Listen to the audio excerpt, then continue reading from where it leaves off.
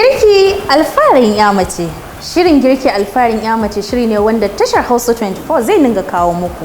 Shiri ne wanda zai dinga koyar da ku yadda ake hada abincin gargajiya da na zamani. Sunana Shamsiya Haruna. Ku kasance da tashar Hausa24 a kowane lokaci. Macen da ta iya girki ita ce sarauniya. Dan wake wani nau'in abinci ne da Hausawa ke dafawa, wanda ya samu asali tun iyaye da kakanni, kuma har yanzu ana amfani da shi wajen manyan taruka da taron biki ko karin kumallo. Abubuwan da ake bukata wajen haɗin ɗan wake su ne kamar haka: garin rogo ko fulawa, gujiya, waken suya, wake, kuka da kuma kanwa. Sai ruwan zafinki.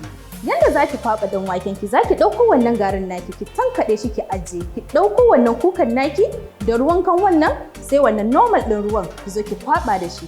Za ki iya saki ɗan wakenki a cikin wannan ruwan zafin yanda kike so.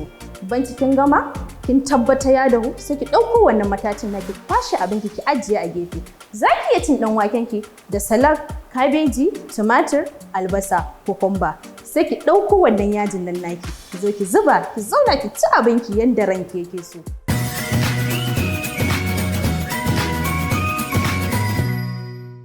Laifin daɗi ƙarewa, a nan muka kawo ƙarshen wannan shirin namu. Za ku iya ajiye mana ra'ayoyinku akan abin da kuke so mu gabatar muku a shiri na gaba.